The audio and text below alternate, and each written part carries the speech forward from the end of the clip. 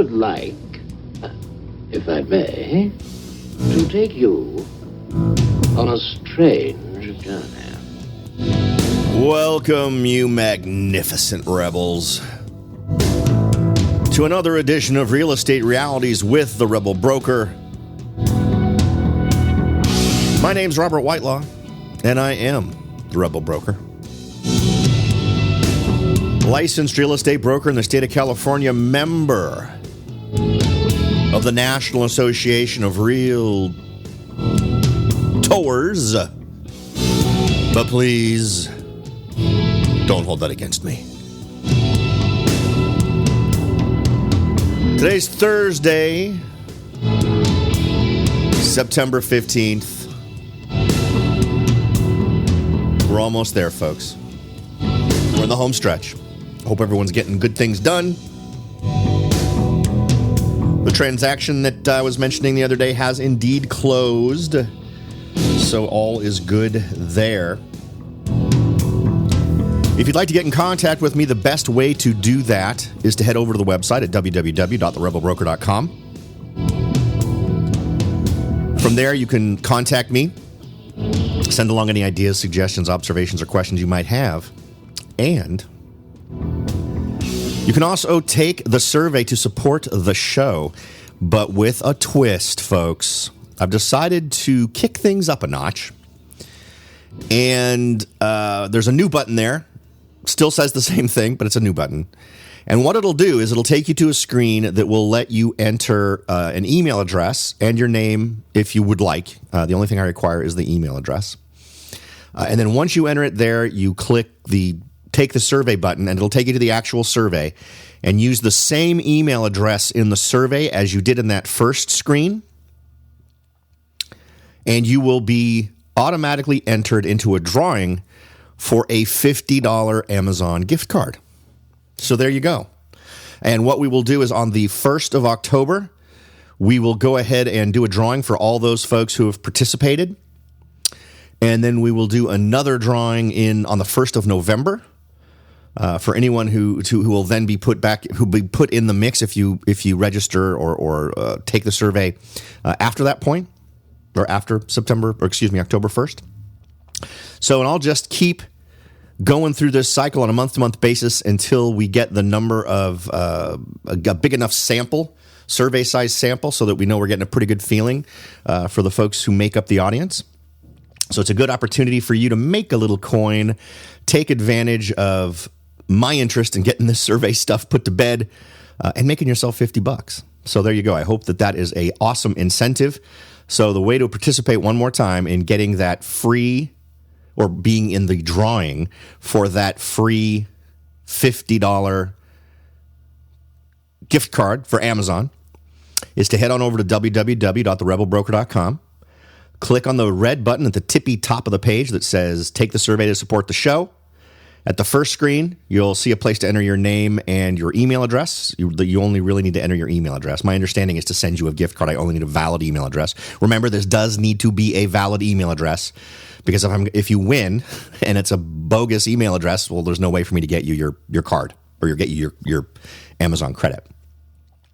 And then once you get to the survey screen, use the same email address, fill out all the information, and you are good to go. Now, for those of you who may have taken the survey and not provided an email address, I was able to, I'm not in control of that survey form.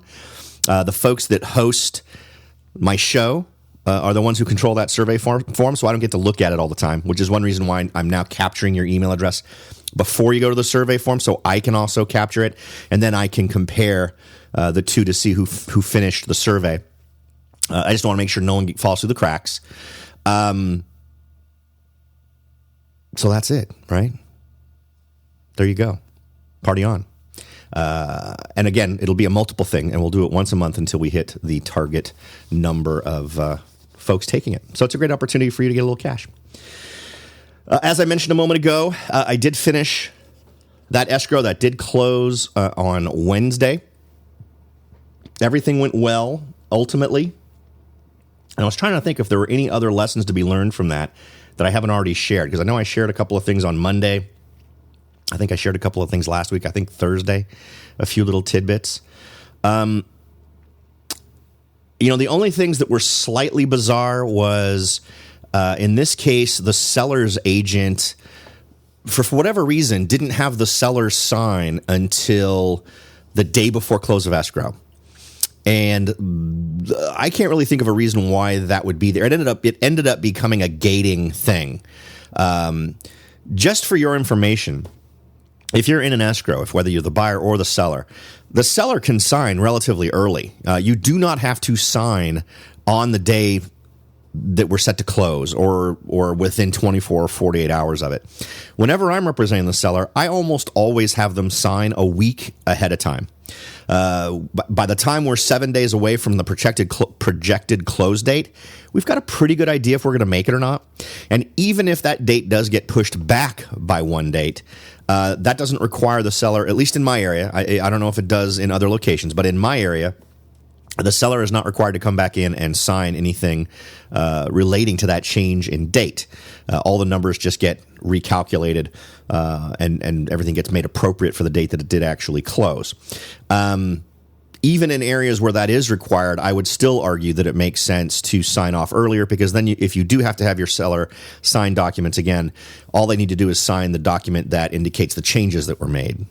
So that's usually a much smaller subset of documents, and it just helps the process move faster. I can't think of anything else super sexy out of this one that we haven't already talked about. To recap, the biggest lessons I think that were learned through this one, particularly when you're doing a VA. Now, this was a VA purchase. The biggest problem was that the dates that were agreed upon in terms of when you'd release the appraisal contingency and when you'd release the loan contingency, the appraisal contingency was a little tight for some bizarre reason. It took a very long time to get the appraisal documentation in. In a VA, it's not just the appraisal, it's also the notice of value. So the appraisal gets reviewed by underwriting, and then they decide if they need more information or somebody has to go back and do more. So that caused a weird little glitch in the system, but we were still able to sign off on that contingency within the time frame that was permitted. But we did have to go beyond the time limit for just getting final underwriter approval of the loan, which we actually didn't get till middle of last week. So we were only 7 to 8, 9 days away from close of escrow before that number, before we got where we needed to be.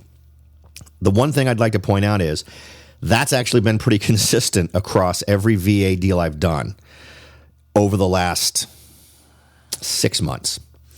So when you're filling out that form, if you're using a California standard contract from the California Association of Realtors, whatever that standard amount of days is, and I forget what it is off the top of my head, I want to say 17 days, I would suggest that you add at least 10 days to that for final loan contingency removal.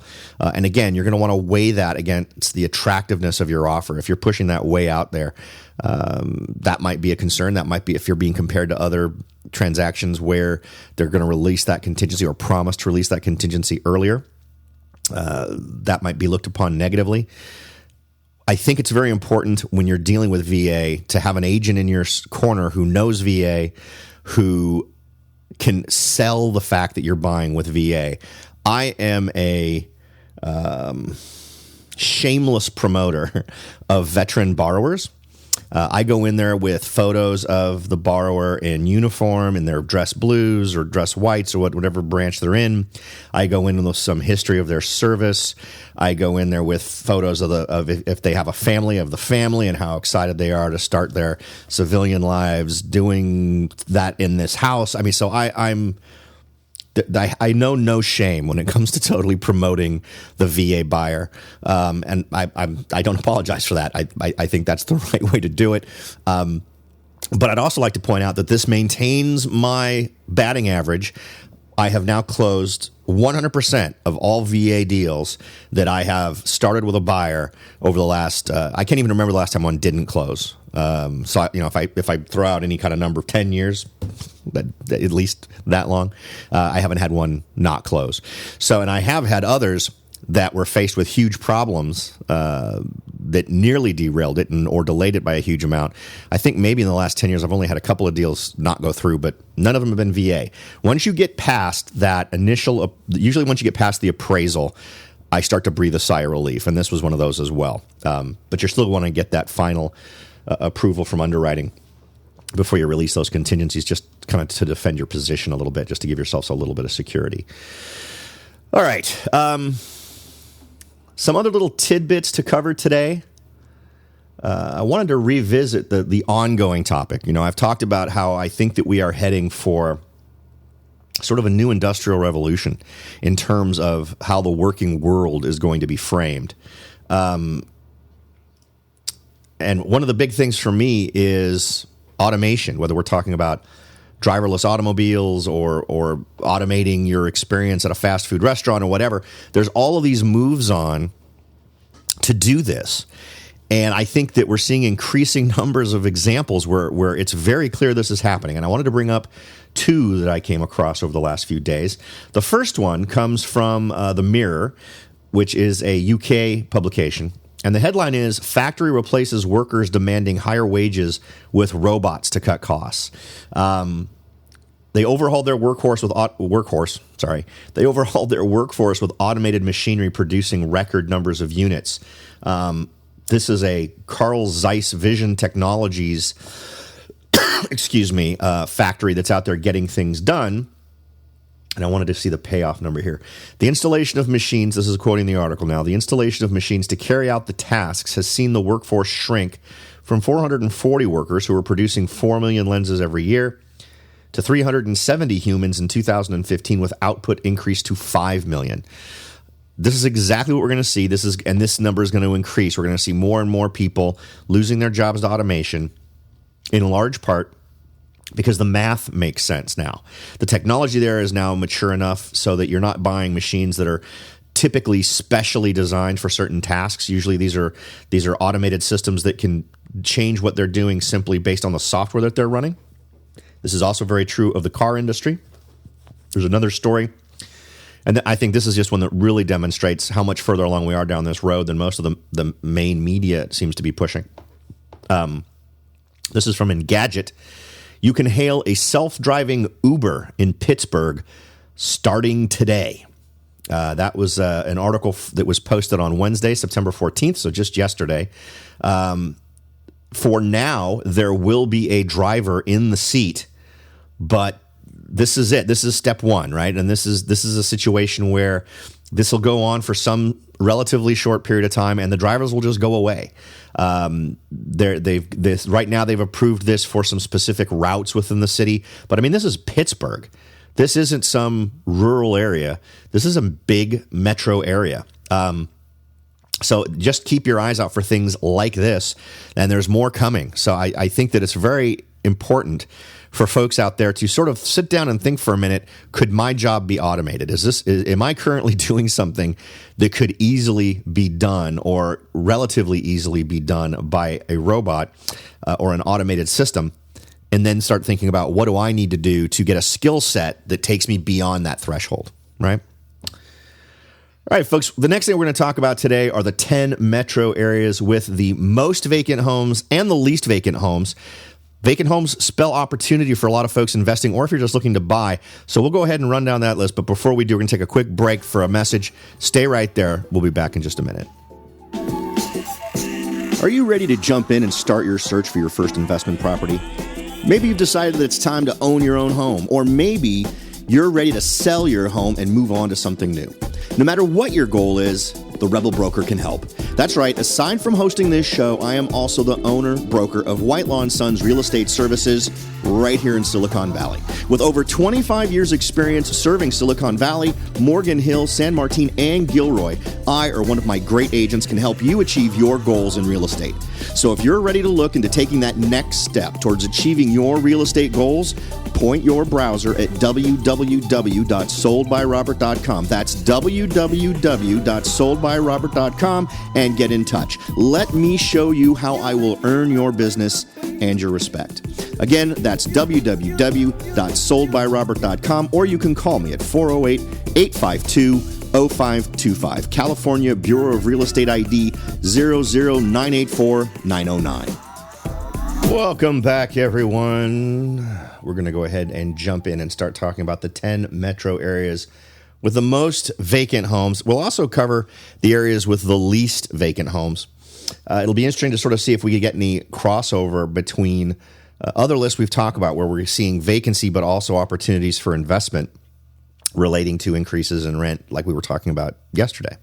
Now, to sort of calibrate ourselves to the state of vacant properties, according to the article, quote, though the number of vacant properties decreased 3% in the last quarter and 9% from a year ago, there are still nearly 1.4 million homes in this country standing empty, according to the third quarter 2016 U.S. residential property vacancy and zombie foreclosure report that was released by ATTOM Data Solutions. The properties defined as residential buildings of 1 to 4 units made up 1.6% of the total market. Let's see. The majority of these vacant properties, 1.1 million or 76% of the total, are investment or vacation homes. About 4.3% of all investment properties were vacant during the third quarter, according to the report. The states with the highest vacancies, well, we'll go ahead and we could do it by state here. Let's go ahead and break it down by state. The states with the highest vacancies among investment property were Michigan at 10.3%, Indiana at 9.8%, Alabama at 6.9%, Mississippi at 6.6%, and Kansas at 6.5%. Now, let's talk a little bit about vacant properties for a minute, because I think they present unique opportunities. And there's a variety of ways to discover them and try to tap them as a potential investment.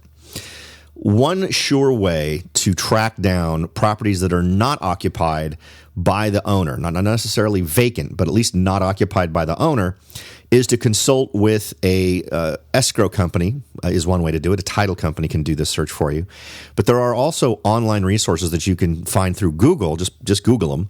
And you can do searches based on finding properties where the mailing address for the property is different from the physical address of the property. That usually tells you that the owner doesn't live there, that the mail that would normally go to the owner of that property is being sent somewhere else. Now, some of these apparently also have other ways to discover whether or not there is actually someone living in the property, whether or not it is vacant. I don't have 100% faith in that in terms of feeling sure that algorithm is not going to omit an awful lot of properties that it should actually be including. So if I was going to do a search like this, if I wanted to try to leverage off of the idea of finding properties that aren't occupied by the owner, I'd go just with that list and pick specific areas that you like, areas you would like to invest in. And you can do a postcard to these folks, let them know you're not a real estate person, you're just someone who's looking to purchase a home, and see what you can work out, see who responds to the possibility of you acquiring one of these properties. Now, you can do it. You can do something like this in areas we've talked about on previous shows. You can make the list we're going to talk about now as a jumping off point, if that's something you prefer to do. But I think it's an interesting way to sort of circumvent a lot of the things that make this such a competitive thing to do. By being a little bit more proactive and stirring up a list yourself, you're not waiting for things to come up onto the MLS. You're establishing that contact with a potential property seller before they've even made the decision to sell, in terms of actually making a move to do that by listing it or contacting a realtor. But you're also potentially tapping into a good resource. As the markets are sort of high, these folks who are owning these properties, if they're owning them as a vacation property, they may be maybe they get the feeling they're not using enough. There's plenty of opportunities, plenty of scenarios where whether they're renting it or whether they're using it as a vacation home, that they've got an interest in selling it. So always consider that as an interesting way to potentially do a end run around the competition when it comes to finding a property that could make a good investment. So here we go. Here's the U.S. cities with the highest percentage of vacancies overall. Some of these are going to sound familiar for good reasons. Some of them are going to sound familiar for not so good reasons. So just react accordingly, depending on what your personal preference might be. Let's see. Number one on the list. Should I start at number one? No, let's start at the end of the list. Birmingham, Hoover, Alabama at 3.2% vacant properties. Toledo, Ohio, 3.3%. Montgomery, Alabama, 3.4%. Atlantic City, Hamilton, New Jersey, 3.5%. And this is the first one that jumps out at me, this next one, which I believe is number 5 on the list. This is the first one to jump out at me as one that is absolutely on other lists that we've talked about in terms of attractiveness for investing. I believe it was on our list the other day where we were talking about the highest rental increases. That's Port St. Lucie, Florida. I actually think it was part of a list of a broader list of cities that are sort of all grouped together there as a larger metro area. But the idea that there's still plenty of potential vacant properties there, I think, is encouraging. So it crosses an awful lot of different lines. Now, it was that one. I also believe we did another article last week that was talking about return on investment numbers, and this was another one that was really good. So through kind of the repetition of these different reports that we've come across over the last few weeks, Port St. Lucie sure does seem to make a repeat appearance on a lot of those. Next on the list at number... actually, Port St. Lucie was number 6, I think. Number 5 is Mobile, Alabama at 3.7% vacant properties. Number 4 on the list is Beaumont, Port Arthur, Texas at 3.9%. And I don't think that's been on any list ever. I don't know where those cities are. I've never heard of those cities, and I don't think they've been on any of our lists. Next on our list, at number 3, is the Detroit, Warren, Dearborn, Michigan area. And, of course, Detroit's been on our list before at 4.2% vacancies. I'm willing to guess an awful lot of those are not vacation properties. And again, just because of the very limited things I know about those areas, you'd want to be really, really careful. I can't think of a market where you'd need more ground truth than a place like Detroit in terms of what you want to do in terms of making a smart investment. Number 2 on the list, Youngstown, Warren, Boardman, Ohio, Pennsylvania at 4.6% in terms of vacancies overall. And number 1 on the list, again, I'm guessing this number does not represent a lot of vacation properties that go unoccupied. Flint, Michigan at 7.1% vacancy rate. But here's one thing that obviously we know Flint relating to a variety of different issues, the most recent being their problem with their water supply. And the only thing I would mention about this is identifying why different markets have a problem, and I'd say we can say that Flint, Michigan has a problem with its current market situation. And I'm sure that there's other elements we could look at relating to Flint, Michigan, but instead of initially just rejecting it outright, I'd want to get more information, because the bottom line is this water supply situation is ultimately going to work itself out. It's not going to work itself out. People are going to work it out, but it's going to get worked out. So you need to figure out, well, how much of any kind of a downturn that you're seeing in that community is relating to the water problem, and how much is it relating to other bigger problems? Now, of course, there's going to be a downturn in the market relating to the water situation. I know Flint suffers from some other things. I know as far as like different business type closures. But if you can go in and get some ground truth in Flint and discover that you're experiencing a downturn that looks absolutely attributable to the water situation, that actually, to me, looks like the right time to buy if you were going to buy in Flint, Michigan, simply because that is something that will get worked out. People are going to demand a drinkable water supply. So once that gets worked out, and once the headlines have faded away and folks have forgotten about that stuff, and that might take some time, but that indicates that a quote-unquote more normal market is going to return to Flint. But it really depends on whether or not Flint was already suffering from a huge amount of bad stuff to begin with. So I'm not saying jump in. I'm saying that given the other realities in the Flint market, it may represent a situation where you can get in there and get a good deal going that would benefit from the recovery of the community after the water situation is worked out. Now, let's go ahead and take a look at the cities with the fewest number of vacancies. I think that most of these cities are not going to be a huge surprise. And a lot of them, but some of them are a surprise just because and a lot of times they're the first time I've ever seen these properties or these areas on these lists. And you'd think with super low vacancy rates, you'd think that these would be showing up in some of our top 25 lists in terms of great like appreciation in home values, percentage changes, and those types of things. But a lot of these are first timers in terms of us seeing them appearing on any of these lists that we use to try to get a little bit more insight into what's happening in various markets. And then there are others that absolutely are ones we've heard over and over and over again, which makes sense. Now, number 10 on our list of lowest number of vacancies is Los Angeles, Long Beach, Anaheim, California at 0.4%, so below 1%. All of these are below 1%, and the highest on this list is 0.4. Number 9, Fayetteville, Springdale, Rogers, Arkansas, Missouri. I don't think those have been on any of our lists. That's also at 0.4%. Number 8 on our list is Vallejo, Fairfield, California at 0.4%. That is one that's been on our list before in terms of growth in prices, in terms of activity, low inventory type situations. But also it's another one that has fairly reasonable prices, continuing to have fairly reasonable prices.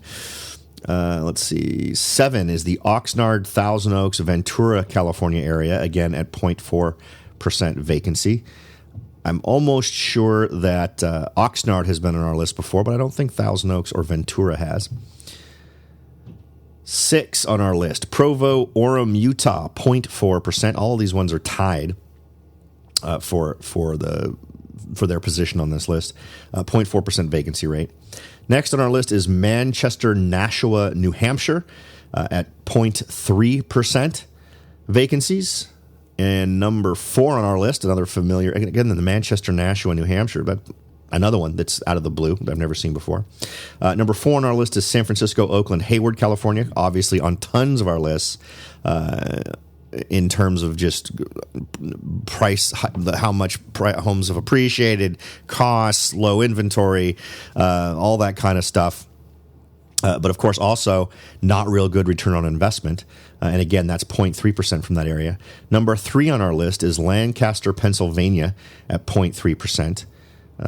Lancaster sounds familiar. I think that's popped up on a couple of our lists, but not recently.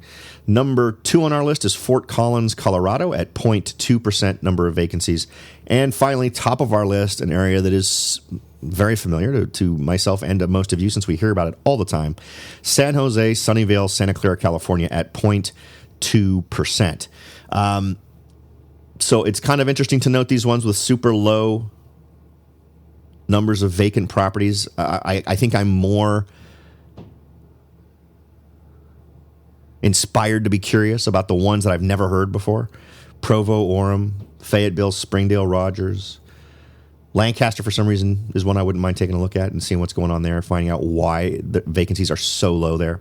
And then the ones that we saw that do have higher levels of vacancies could represent opportunities. If you've got higher numbers of vacancies, if those properties are being underutilized, they may represent a burden to the person who owns them.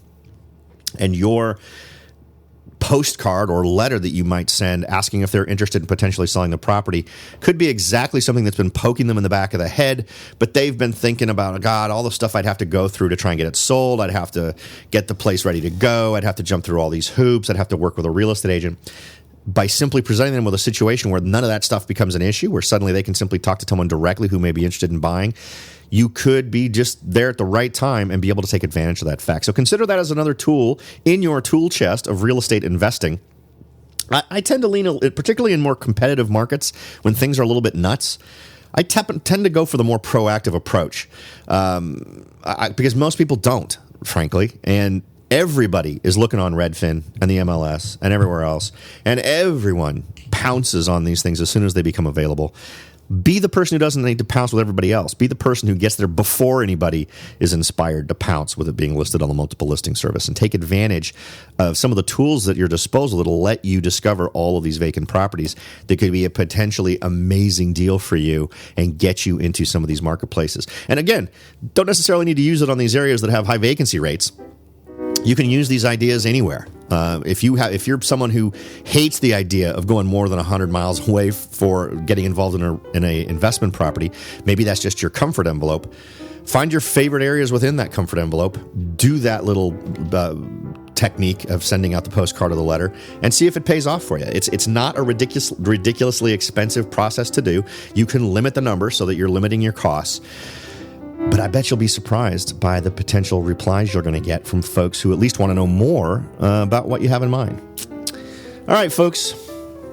I really do appreciate you spending your exceptionally valuable time with me. As always, thanks for listening. I'll talk to y'all next time.